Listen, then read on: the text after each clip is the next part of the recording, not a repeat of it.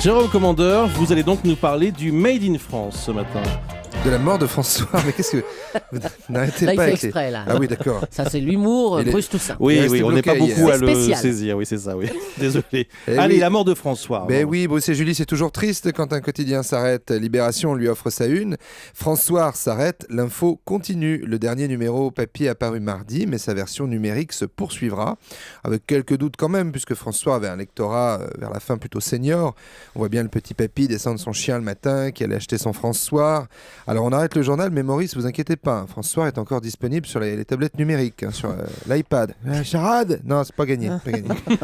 Alors, Libération poursuit avec un grand article sur toute l'histoire du quotidien, intitulé « Grandeur et misère d'un succès de papier ». Entre 1957 et 1962, le quotidien dépasse le million d'exemplaires, jusqu'à 7 éditions par jour, du fait de la personnalité de son patron vedette, Pierre Lazareff, qui envoie reporters et photographes aux quatre coins de la planète.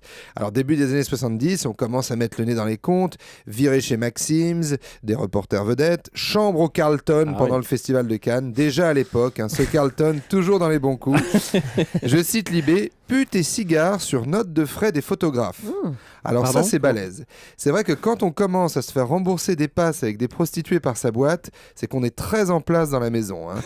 Puis comment on demande à la dame un justificatif, tu vois, c'est pas... Ouais, non, c'est pas.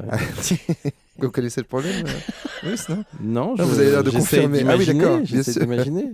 Donc Michel, je vous ai fait vos notes de frais. Donc société Martine dite Lagoulu, prix 40 francs. Ah. En revanche, la prochaine fois, demandez-lui une note sans détail, c'est mieux.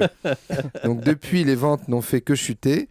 Les directions se succédaient, bingo, loto, édition gratuite, prix cassé, tabloïd à l'anglaise et pin-up en page 2, la fameuse pin-up de François. En juin 89, l'immeuble historique du quotidien est vendu plusieurs centaines de millions de francs, dont une partie aurait peut-être été versée en dessous de table, apprend-on dans l'article. Alors ça, les mecs savaient y faire. Toi, aujourd'hui, tu choures une ramette de papier à ta boîte, tu la mets sous ton manteau, tu passes dans le hall, il y a les vigiles, tu sues, t'as l'impression d'être dans un film d'espionnage. Par rapport à ce qui s'est passé avant à François, là, t'es un gamin dans une boulangerie qui a chouré une fraise tagada. Ça aussi, vous avez connu. Ah oui, voilà. si vous saviez.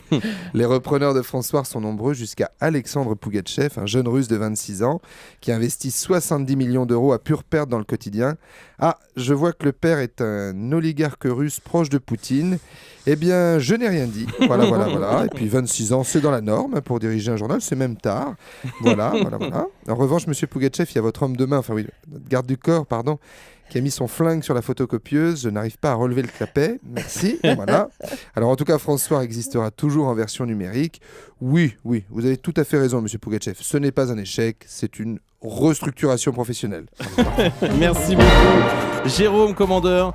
À demain matin sur Europe 1 pour une nouvelle chronique sur le Made in France. Merci beaucoup. Moi, je suis ni beau ni moche, je suis moyen. Retrouvez Jérôme Commandeur dans un spectacle irrésistible mis en scène par Denis Beaune. Jérôme Commandeur, maintenant en DVD.